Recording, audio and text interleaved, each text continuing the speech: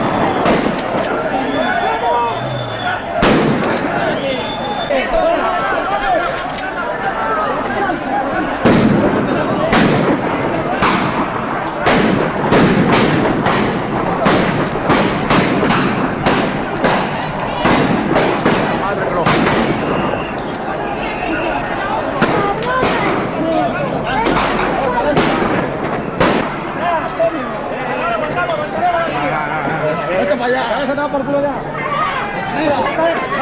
Detenida, ¿vale? Detenida. Vámonos todos un poco, por Dios.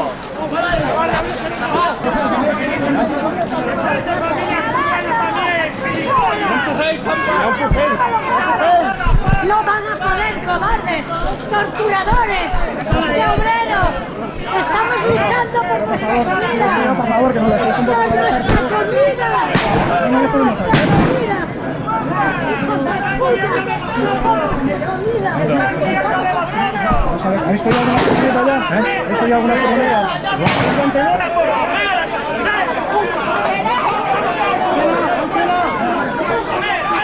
¡Hijos de puta, sois unos cabrones!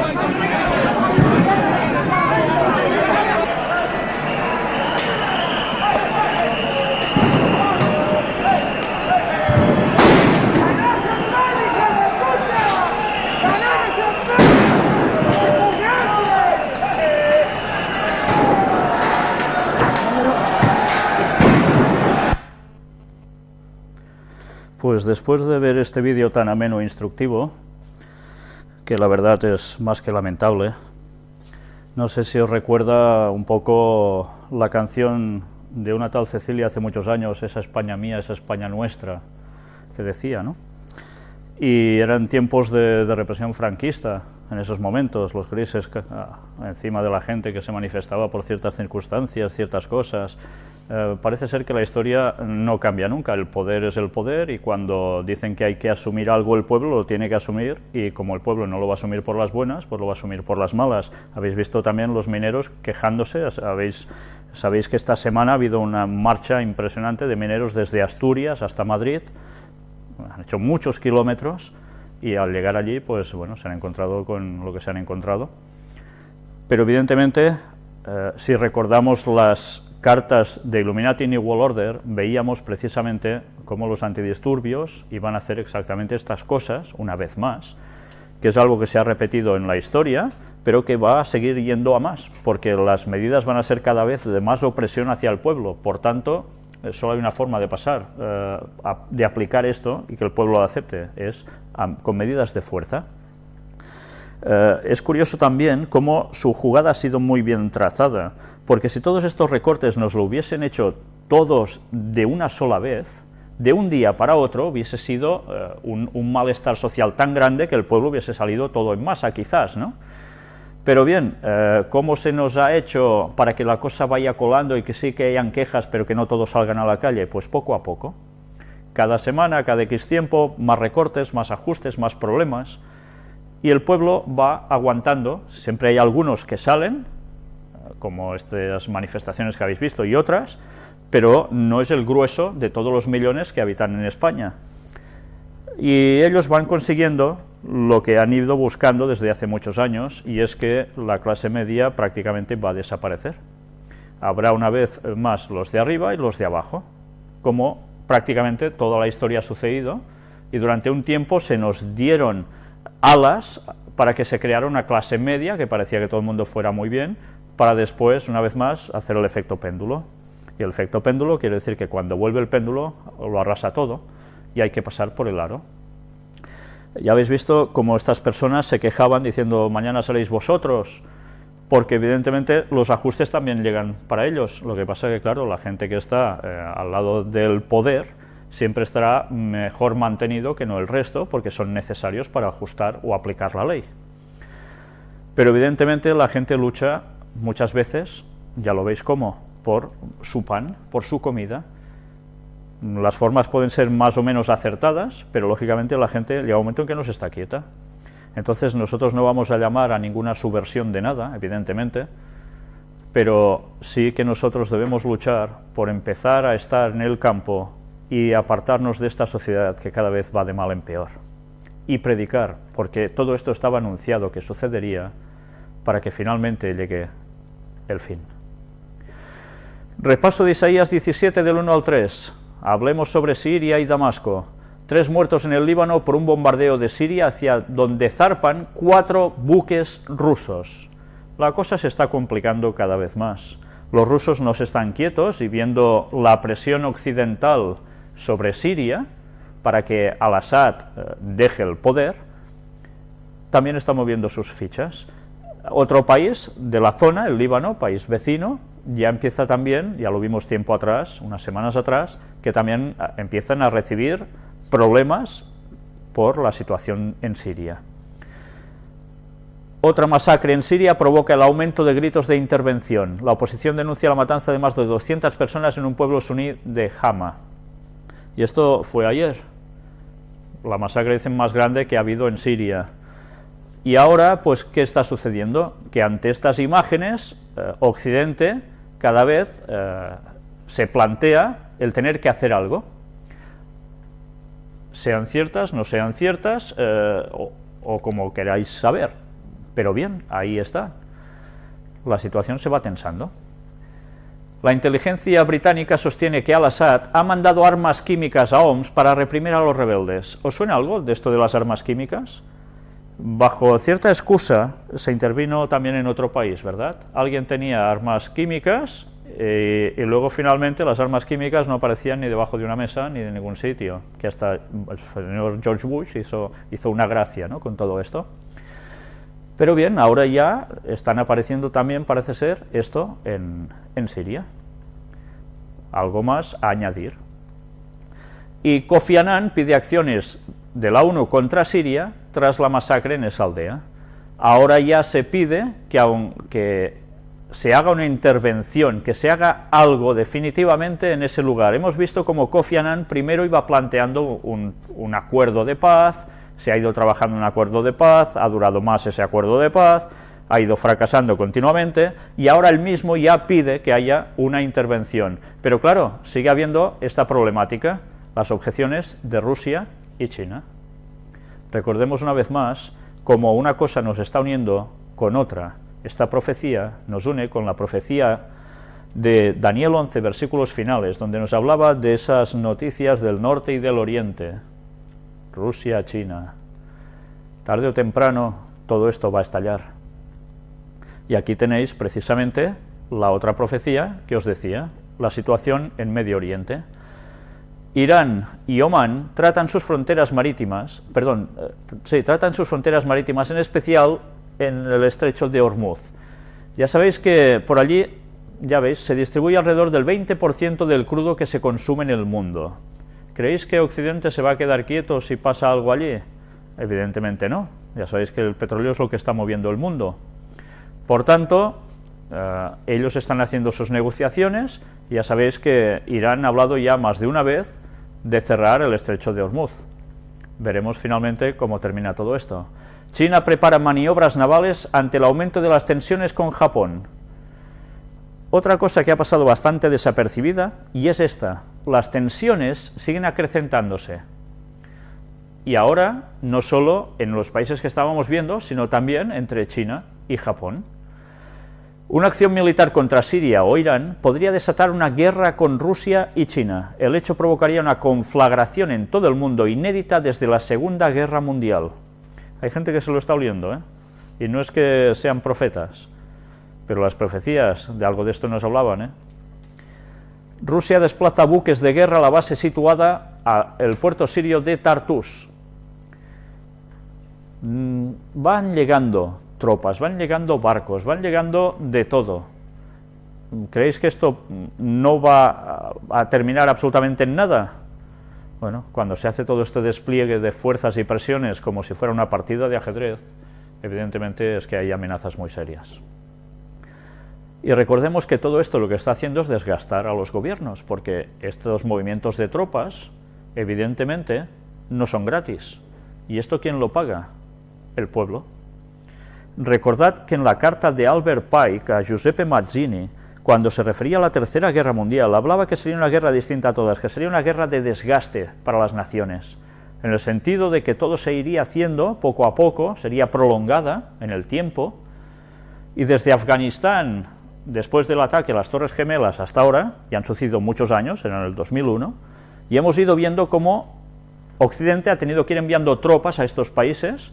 Todo esto ha ido desgastando las arcas nacionales de cada país. Sí que se han secado beneficios, unos más que otros, evidentemente, pero esto aún no ha terminado, va a ir a más. Y tarde o temprano, como decía esa carta, habrá un desgaste a todos los niveles, moral, económico, etcétera, etcétera.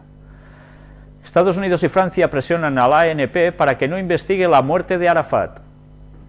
¿Recordáis? La semana pasada mostramos algo ya de esto, que se creía que Arafat había sido asesinado por el polonio 210. Entonces, ahora Estados Unidos y Francia dicen que se deje ese cadáver en paz, que no hace falta exhumarlo para investigar nada. ¿Por qué será? Irán valora en 50.000 millones de dólares un yacimiento de crudo en el Caspio. Ahora resulta que además van apareciendo más yacimientos. ¿Creéis que a Occidente no le interesa ese petróleo? ¿Pero creéis que a Rusia y a China tampoco? Pues evidentemente esto es generar aún más tensión en esa zona. Desde luego parece ser que Dios puso especialmente las grandes bolsas de petróleo en el lugar adecuado para el fin de la historia de la humanidad, ¿eh? Las cosas no pasan porque sí. Israel desplegará la cúpula de hierro en la frontera con Egipto. ¿Por qué? Pues porque temen que lo que está habiendo ahora de movimientos en Egipto a nivel político sean o terminen siendo un peligro impresionante contra Israel por parte de los islamistas. Y lo que están haciendo es mover ese escudo antimisiles llamada cúpula de hierro. Toda la tensión sigue creciendo por todos lados. Sanciones a Irán impulsan el precio del crudo. El petróleo va a seguir subiendo. Ahora parece ser que la gasolina ha bajado un poco y tal, pero por circunstancias de ciertos momentos anteriores, pero cada vez que la cosa se complica un poco, ¡pum!, el precio del petróleo sube. Y hablemos muy brevemente sobre el Vaticano, para variar, como es habitual. En Kenia, los jesuitas estudian si convocar una nueva congregación general. Y, ¿sabéis?, se reúnen precisamente en África, en Kenia. ¿Y qué hacen allí la congregación de procuradores, que se reúne cada 4 años? Pues van a trazar sus planes, reflexionar, dicen ellos, sobre los retos actuales que han de afrontar los jesuitas a nivel general, pero especialmente esos desafíos actualmente están en África. Cuando ellos dicen esto, quiere decir que vigilemos, porque en África podemos ver grandes cosas. Y de hecho, no sé si ya os estáis dando cuenta de que muchas cosas están sucediendo ya en África, ¿no? Que estamos viendo todo lo de los países del Magreb, los países africanos del África Negra, que están dividiéndose entre cristianos musulmanes, las matanzas que se hacen allí de unos con otros, petróleo que también hay en la zona, minerales. Pues bien, esa mano está detrás, va actuando, cómo no. Pero mirad, hay un dato interesante. Estos jesuitas que se reúnen allí van congregados especialmente por el padre general, el jesuita español Adolfo Nicolás, el conocido como el Papa Negro, el que en verdad domina todo. Pero mirad cómo está constituido Adolfo Nicolás más sus 12 consejeros generales. ¿A qué os suena eso? Jesús y 12 discípulos, ¿no? Pues una vez más, como son la compañía de Jesús, él es como si fuera Jesús y los otros, pues los 12. Así están organizados y así mueven todo lo que haga falta. Luego además tienen otros que vendrían a ser un poco pues lo que luego eran los diáconos, etcétera, etcétera. Hay más gente y de todas partes del mundo. En definitiva, así funcionan ellos. Y ¿qué podemos esperar que suceda allí? Pues estemos pendientes, porque las convulsiones en África no se van a quedar quietas, eso está claro. Violencia en Papúa Occidental, llamada de las iglesias a la comunidad internacional. Ya sabéis que se están matando también a cristianos, y algo hay que hacer, están diciendo. ¿Y para qué ha servido esto? Pues para juntar tanto a protestantes como a católicos para pedir que se haga algo. O sea, el ecumenismo también viene dado gracias a que hay unos problemas que son compartidos por todos los cristianos. Es una buena razón para juntarse a hacer un frente común, ¿entendéis? Chávez espera establecer una buena relación con la Iglesia Católica. Ya sabéis que dice de que ya está curado del cáncer y que hubo unas disputas con la Iglesia Católica, nosotros ya mostramos aquí unas cosas que ellos decían, pero ahora dice que espera establecer una buena relación con la jerarquía católica para trabajar juntos en la lucha contra la pobreza, la miseria y la delincuencia. Pues bueno, ¿qué vamos a esperar ya de todo esto, no? Y hablemos un poco sobre la ley dominical, pero de una forma que quizás cuando la veáis os va a sorprender. Los comercios podrán hacer rebajas todo el año, se amplían los horarios de apertura, estamos hablando de España. Además, otra de las reformas aprobadas hoy en el Consejo de Ministros se refiere a la elevación de 8 a 10 del número mínimo de domingos y festivos en que pueden abrir los comercios, aunque las ciudades turísticas tendrán libertad absoluta de horarios. También aumentarán de 72 a 90 las horas semanales de apertura en el caso de las tiendas y se liberalizan los horarios para todos los establecimientos de menos de 300 metros cuadrados, cuando ahora el límite es de 150 metros cuadrados. Automáticamente, Cataluña ha dicho: esto no nos conviene, aquí hay pequeño comercio básicamente, si hacen esto todo se hunde definitivamente, hay una oposición frontal con el gobierno de Madrid. Pero, ¿esto qué va a implicar? Que ya ha sido aprobado este viernes, y Montoro lo presentó, si no recuerdo mal, ayer mismo. Pues sencillamente en que ahora se van a trabajar más horas. Más horas. Y diréis, bueno, pero aquí están diciendo que habrá que trabajar los domingos. ¿Y creéis que así se va a solucionar la crisis? Evidentemente no. No se va a solucionar la crisis. Y esto, tarde o temprano, va a ser utilizado para hacer el efecto péndulo. Hemos llegado a un extremo, porque con la excusa de la crisis hacía falta abrir más los domingos, pero llega un momento en que, como tampoco se soluciona, alguien dirá: así no se arreglan las cosas, la gente trabaja en domingo, no ve a la familia, por tanto, ahí va todo peor, hay que hacer algo, hay que aplicar que el domingo sea el día de reposo. Y el efecto péndulo funcionará en breve.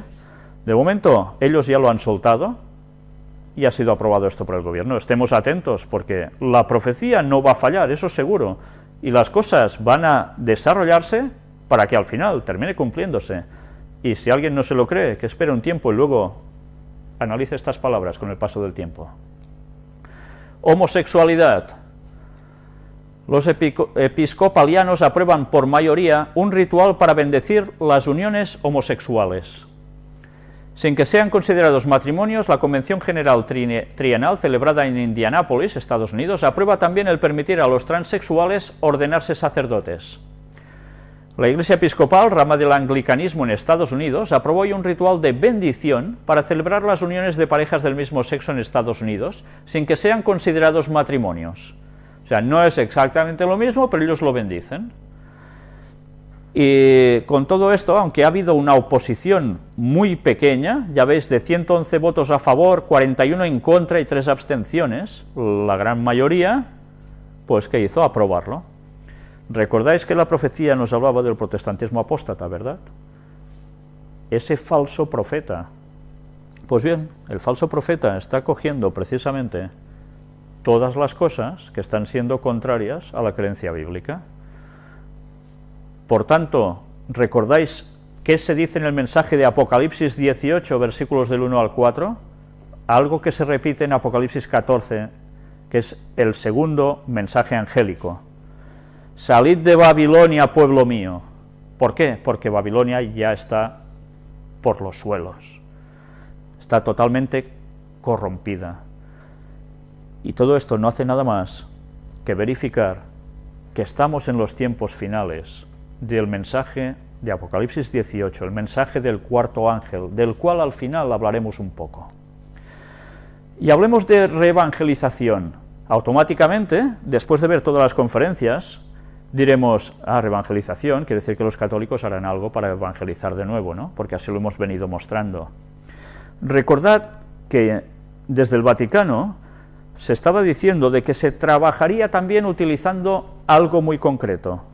No solo comunicaciones, escritos, ni espectáculos tipo bailes o cantos o etcétera, sino que habría algo que llega muy bien a toda la gente, y es el cine. Pero el cine, básicamente, aunque esta semana precisamente se ha hecho un encuentro de cine católico, con algunas películas que dicen que son muy buenas, muy morales, etcétera, etcétera.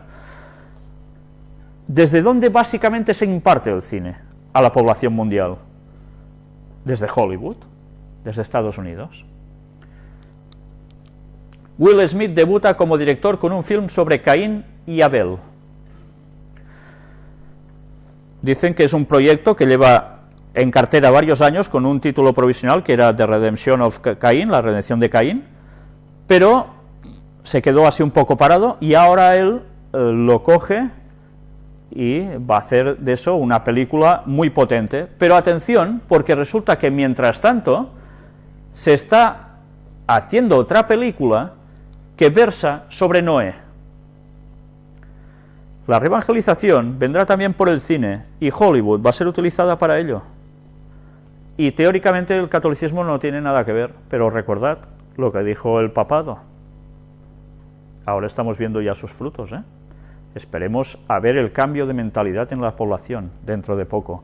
Pensad que a través del cine básicamente es como se han ido aceptando grandes cosas que iban contra la moral de todas las épocas recientes, hasta que poco a poco el cine, a través de sus mensajes y de ver lo que allí se ve, la gente ha ido cambiando conceptos y ahora acepta algo como bueno, lo que era malo, y a lo malo le dicen bueno, como decía el texto bíblico, ¿no? Pues estemos atentos porque la reevangelización ha empezado también desde allí. Recordemos que hay una unión, una triple unión, la bestia con el falso profeta, el catolicismo con el protestantismo, pero también ¿con quién más? Con el dragón, el espiritismo, y allí entran las personas que están puestos en los medios de Hollywood, que son esos judíos sionistas, que son los dueños de las cinematográficas, y que están todos puestos en cosas como lo que veis aquí, el Talmud. Pero no solo esto, también en la Cábala. Por tanto, espiritismo. Y todo se está fraguando tal como decía la profecía. Pues hablando del Talmud, mirad, en Corea del Sur estudian el Talmud. Y diréis, ¿cómo? ¿En Corea del Sur? Pero si son orientales, ¿qué tienen que ver ellos con...? En Corea del Sur viven cerca de 50 millones de personas y todos aprenden Gemara, Talmud en la escuela. Intentamos entender por qué los judíos son genios y llegamos a la conclusión que es porque estudian el Talmud. Caray. Dijo el embajador de Corea del Sur en Israel. Y así es como Rav Papa es más conocido como estudioso en Corea que en Israel. Seguramente los estudiosos amoraitas, Abaye y Rava nunca imaginaron que sus discusiones de la ley judía en el Beit Midrash en Babilonia se enseñarían después de cientos de años en el este de Asia. Las leyes de un huevo nace en un día de fiesta resultan muy interesantes para los surcoreanos, quienes han hecho que el estudio del Talmud sea una asignatura de la enseñanza obligatoria. En casi cada casa en Corea del Sur tienen un Talmud traducido al coreano. A diferencia de Israel, las madres coreanas enseñan el Talmud a sus hijos. En un país con casi 49 millones de habitantes que creen en el budismo y el cristianismo, hay más gente que lee el Talmud, o al menos tiene una copia en casa, que en el Estado judío, muchos más. Así que también seremos genios. Sentíamos mucha curiosidad por los éxitos académicos de los judíos, explica el embajador de Corea del Sur en Israel, Jung Sam-ma, que fue invitado al programa Cultura Hoy. Los judíos tienen un alto porcentaje de premios Nobel en todos los campos, literatura, ciencias y economía. Esto es sorprendente. Intentamos entender cuál es el secreto de los judíos. ¿Cómo, más que otras personas, pueden alcanzar esos logros tan impresionantes? ¿Por qué los judíos son tan inteligentes? La conclusión a la que llegamos es que uno de sus secretos es que estudian el Talmud. Los judíos estudian el Talmud a una corta edad y eso les ayuda, en nuestra opinión, a desarrollar capacidades mentales. Esta idea nos llevó a enseñarlo a nuestros niños también. Creemos que si enseñamos el Talmud a nuestros niños, también se convertirán en genios. Esta es la razón por la cual se introduce el estudio del Talmud en nuestro currículo escolar. Young dice que él mismo estudió el Talmud a una edad temprana. Es considerado un estudio muy importante, enfatiza. El resultado es que hay más coreanos que tienen un juego de Talmud en sus casas que los judíos en Israel. Yo, por ejemplo, tengo 2 juegos del Talmud, el que me compró mi esposa y el segundo fue un regalo de mi madre. Dice fans de los judíos, a los coreanos no les gusta el Talmud solo porque lo vean como un promotor de genios, sino porque encuentran valores que están cerca de su corazón. en la tradición judía, los valores familiares son importantes, explica el embajador surcoreano. Lo ves aún ahora con la práctica de la cena familiar del viernes. En mi país también nos enfocamos en los valores familiares. El respeto por los adultos, el respeto y apreciación por los ancianos, se asemeja a la gran estima por los ancianos en mi país. Otro asunto significante es el respeto por la educación. En la tradición judía, los padres tienen el deber de enseñar a sus hijos y le prestan mucha atención a ello. Para los padres coreanos, la educación de sus hijos es una prioridad. Pues antes de hablar del chip, podamos comentar aquí que cuando el Talmud se está expresando de estos modos, ahora en Corea del Sur y a este nivel tan grande, ¿por qué creéis que es? Mirad cómo ellos relacionan algo muy directo, y es la inteligencia de los judíos. La inteligencia de los judíos, por encima de los demás. Ellos lo reconocen, no les sabe mal reconocer eso. Lo curioso es que lo asignan al conocimiento del Talmud. No lo asignan al conocimiento de las escrituras bíblicas, sino a los comentarios sobre ella, que también aparecen en leyes como el Talmud.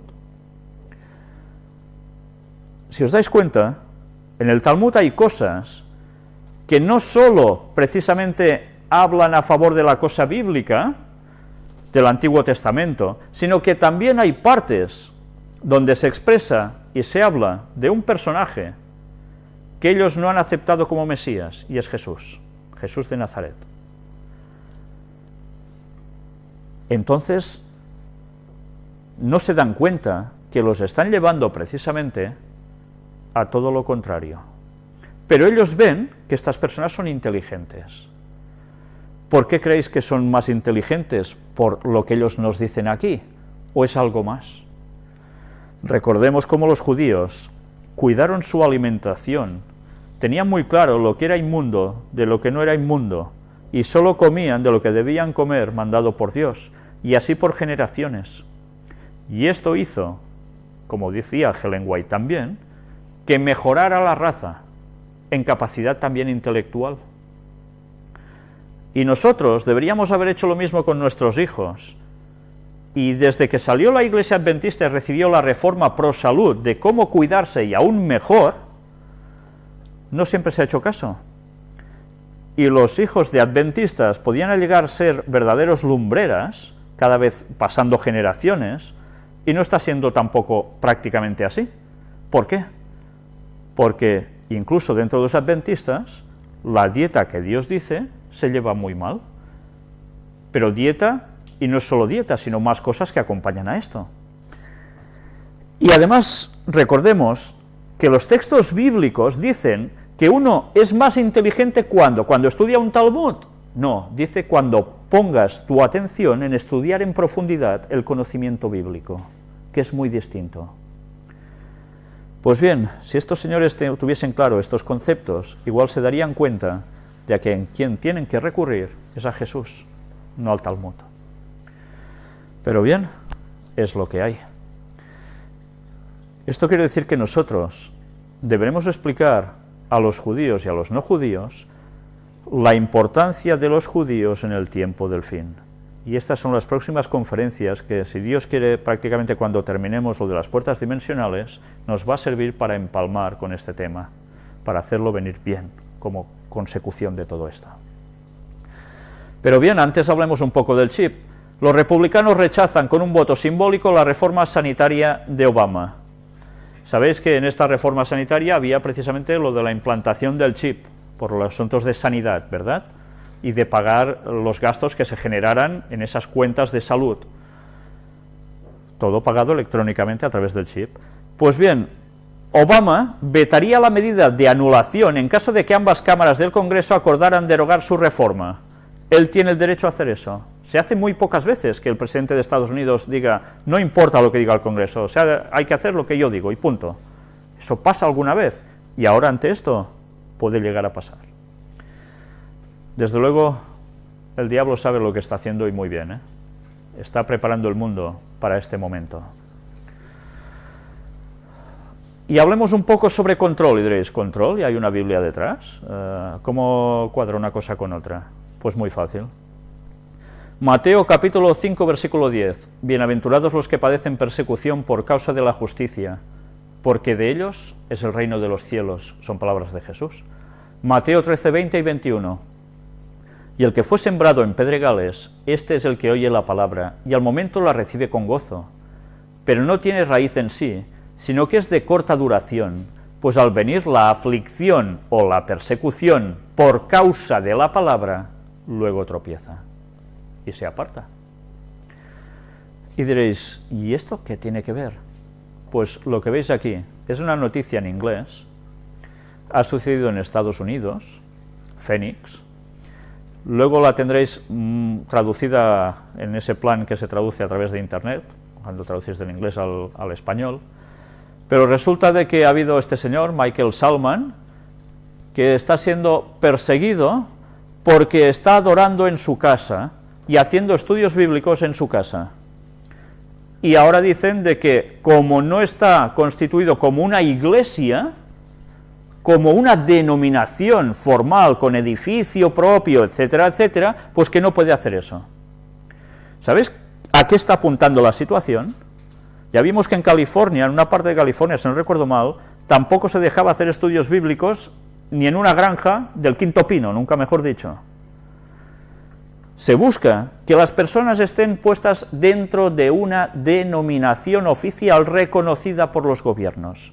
Si no, serán tildados de sectistas. Entonces, si están a través de una denominación, tendrán edificio normal, tendrán rituales ya analizados de que sean correctos, etcétera, etcétera, según las órdenes que hay, de más arriba. Pero si hay gente que no se reúne en esas iglesias, porque cree quizás lo mismo incluso que algunas iglesias, pero no está de acuerdo en otras y no se reúne con ellos, y sigue enseñando la verdad bíblica, yo no sé este señor hasta qué punto de verdad bíblica conoce, no lo sé, pero a mí igualmente me alarma la situación cuando veo que esto empieza a suceder, porque todos los que damos estudios bíblicos en nuestras casas a personas o en distintos lugares, si nosotros no vamos a una denominación oficial, ¿qué va a pasar? Pues que no entramos en los cánones establecidos, por tanto, somos molestos, o vamos a ser molestos. Y finalmente, si estamos en denominaciones oficiales y bien reconocidos, protegidos por el gobierno, ¿creéis que podremos dar un mensaje claro y contundente, que es el que debe ser el mensaje del cuarto ángel, sin tapujos? No, porque entonces nos cortan el grifo de subvenciones, nos cortan el grifo de cedernos terrenos para edificar iglesias, nos cortan jubilaciones, nos cortan a saber cuántas cosas, ¿entendéis? Lo que nos estamos jugando es muchísimo. Y tarde o temprano el Evangelio volverá a las catacumbas, porque predicar libremente no va a ser fácil, pero habrá que hacerlo.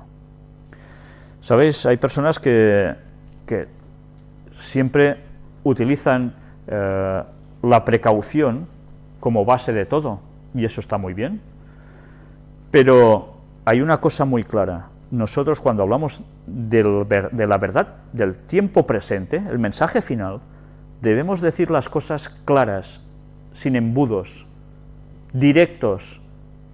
¿Qué hizo Juan el Bautista ante los fariseos? Les decía, no, bueno, lo que decís vosotros es un poquillo así, pero bueno, vayamos para allá, y lo hacía muy suave. Su mensaje era claro y contundente. Jesús, cuando se enfrentaba a los fariseos y demás, ¿qué les decía? ¿Recordáis las palabras que incluso les decía? Hipócritas. Y era Jesús. ¿Con esto qué queremos decir? Sencillamente que la valentía del Evangelio está en juego. Nosotros debemos ser valientes. Solo los valientes, dijo Jesús, que harían ¿qué? Arrebatarían ¿el qué? El reino de Dios. Por tanto, no podemos arrugarnos. Y se nos van a hacer todas las medidas de presión para que nos arruguemos y nos callemos. Y vayamos como ovejas con todos los demás. Bueno, más que como ovejas, como borregos. Pues tengamos eso presente, porque ahora vamos a ver precisamente una cita de Ellen White que no tiene desperdicio. De paso aprovecho a deciros, esta imagen que veis aquí, Apocalipsis 18, a la luz de Ellen White, de los escritos de Ellen White, está hecho en conferencia, que podéis encontrar en el blog, que os recomiendo muy, muy encarecidamente. Allí veréis el análisis del libro de Apocalipsis 18, del mensaje del cuarto ángel, que es el último mensaje de amonestación que se da al mundo y que ya ha empezado, ya hace unos años que ha empezado, y que irá a más. Y veréis en qué consiste exactamente ese mensaje, pero aún veréis más cosas cuando comprendáis que incluso de donde saldría este mensaje, de la denominación, porque hay una denominación, una religión, una iglesia desde donde saldría este mensaje, desde allí había problemas internos con las personas que dijeran estas cosas. Y sabéis, a la mayor parte de dirigentes de esa denominación, y a muchos otros, eso no les interesa ni saberlo, o lo niegan directamente. Os recomiendo que veáis esa conferencia desde esta perspectiva. La encontraréis en las conferencias que están en Aluche y que están también en Castellón. Era la misma conferencia con unas citas un poco añadidas, una respecto a otra. Pero yo ahora aquí quiero poneros una que allí no aparecía, pero que va íntimamente relacionado con todo ello. Está en el libro de El Evangelismo. Manuscrito 16 de 1900. Satanás ha ideado un estado de cosas por el cual la proclamación del mensaje del tercer ángel será detenida. ¿Os dais cuenta? Será detenida. Debemos precavernos de sus planes y métodos. ¿Qué quiere decir esto? Que hemos de conocer los planes de Satanás, de sus métodos, para saber cómo evadir todo esto. No debe suavizarse el tono de la verdad, no debe disimularse el mensaje para este tiempo. El mensaje del tercer ángel debe ser fortalecido y confirmado. El capítulo 18 de Apocalipsis revela la importancia de presentar la verdad no en términos mesurados, sino con valentía y poder. Ha habido demasiados rodeos en la proclamación del mensaje del tercer ángel. El mensaje no ha sido dado tan clara y distintamente como debiera haber sido proclamado. ¿Por qué creéis que Cristo no ha vuelto aún? Cuando ya tendría que haber vuelto, teóricamente. Porque la Iglesia Adventista no ha dicho las cosas clara y nítidamente. Se ha escondido y se sigue escondiendo de decir las verdades con toda contundencia por temor a. Y esto no podemos hacerlo. De nada va a servir que midamos nuestras palabras por, ¿qué nos puede pasar? ¿Lo hacían los discípulos? ¿Verdad que no? ¿Lo vamos a hacer nosotros, que no nos podemos ni comparar con ellos? Cuando todo está a punto de terminar, debemos ser valientes. Y Dios nos ayude a ser valientes y decir las cosas claras hasta el final. Y oremos por eso, porque lo vamos a necesitar más que nunca. La oposición que va a venir va a ser más fuerte de lo que nos estamos imaginando ahora o nos podemos llegar a imaginar. Pero nosotros ahora ya deberíamos estar dando el mensaje del cuarto ángel de Apocalipsis 18 en toda su contundencia. Dios nos ayude a hacer eso. Y terminamos hablando de espiritismo. El padre de Amy Winehouse recurre a espiritistas para contactar con su hija. Ya sabéis que esta cantante murió hace poco, y para contactar con su hija fallecida en Londres, pues, ¿qué ha hecho? Ponerse en manos, mirad de quién. Ha confirmado que su interlocutor ha sido un médium estadounidense al que el propio FBI recurre en determinados casos para ayudar a encontrar cuerpos de desaparecidos. ¿Recordáis que estuvimos hablando de un jesuita español, que la policía española lo utiliza también para esto? Hasta las policías de este mundo están siendo, ¿cómo decirlo?, copartícipes del espiritismo para intentar resolver casos. ¿Qué podemos esperar ya?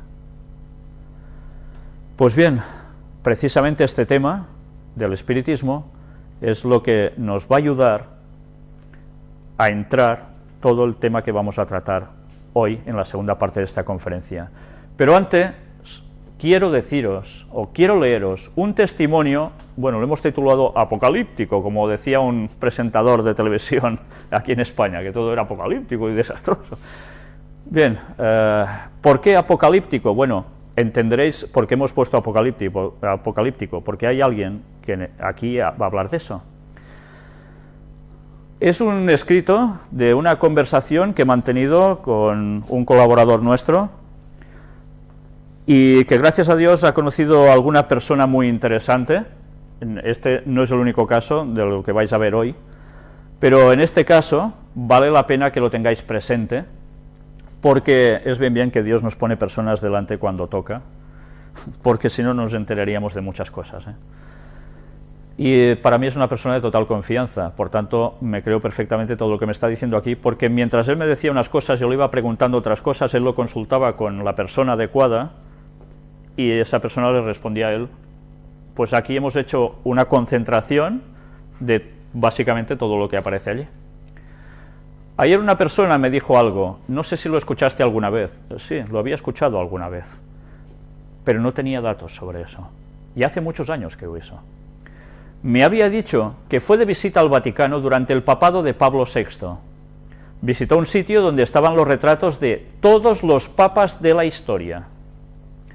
En esa sala, luego del retrato del actual papa, quedaban 4 o 6 huecos, no lo recuerda exactamente, que eran para los próximos papas que vendrían. Allí le habían dicho que cuando se completaran todos esos huecos que estaban libres, vendría el Apocalipsis. Bien, a ver, definamos un poco esto. Apocalipsis significa revelación, pero cuando es usado así, generalizadamente, se está refiriendo a una hecatombe, algo de desgracia sublime, o algo que se está preparando fuertísimo. Ya se cubrieron 3 lugares. Le pregunté si había vuelto a visitar ese lugar recientemente, para ver si los lugares eran 4, 5, 6. Me dijo que no, y que ya no se permite el ingreso a esa sala. Esta persona viene por apellido de heredera de condesa. Económicamente no le queda demasiado, solo el título. El bisabuelo era conde de... Y se lo dijo a alguien de allí que dirigía la visita, porque ella fue al Vaticano de visita. Me dio más detalles. Nosotros en esta correspondencia, ya veis, van apareciendo cosas, Me dijo que fue invitada al Vaticano a una especie de fiesta privada con su padre.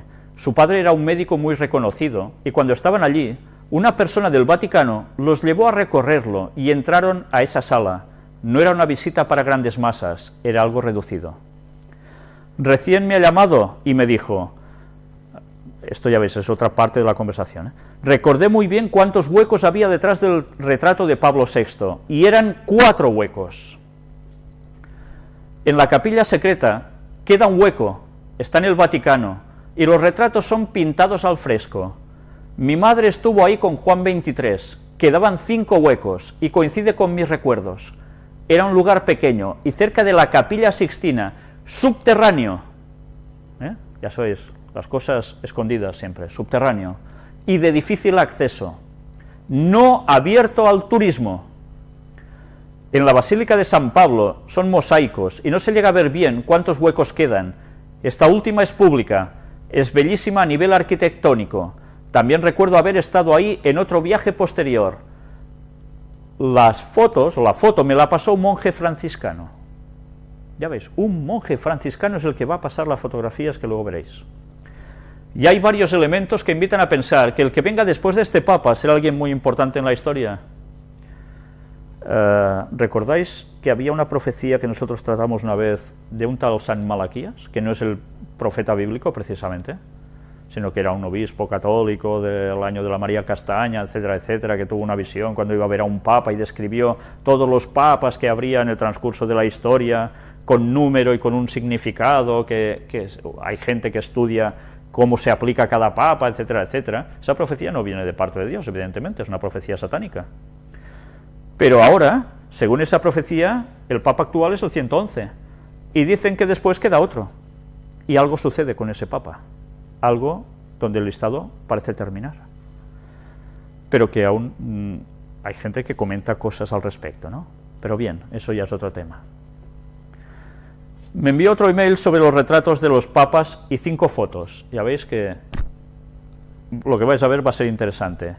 Misterio desvelado. Solo queda un hueco más tras Benedicto XVI. Un hueco más. Aquí veis las fotografías que nos han enviado. Una sala enorme. Y ahora el retrato de Benedicto XVI. Lo veis mejor, ¿no? Son frescos. Aquí al lado, en la imagen, en pantalla vosotros no lo veis muy bien, en el ordenador se veía mejor a Juan Pablo II, pero va de derecha hacia izquierda, los otros papas quedaban para acá, y después de Benedicto XVI queda esta ventanita redonda que veis aquí al lado, que está vacía, no hay fresco, la última. Bien, sea como fuere, si esta profecía satánica Dios permite que se cumpla, y lleva bastantes indicios de que sea así, podemos ir preparándonos porque el desenlace se acerca. Y Satanás, que conoce mejor las profecías que nosotros mismos, no es tonto y está preparando también todas sus fichas. Pues bien, hasta aquí el repaso de las noticias de hoy. Creo que todo esto era más que para pensar. Y vamos ya a hacer un leve descanso para pasar precisamente a la 10ª parte sobre el tema de las puertas o portales dimensionales.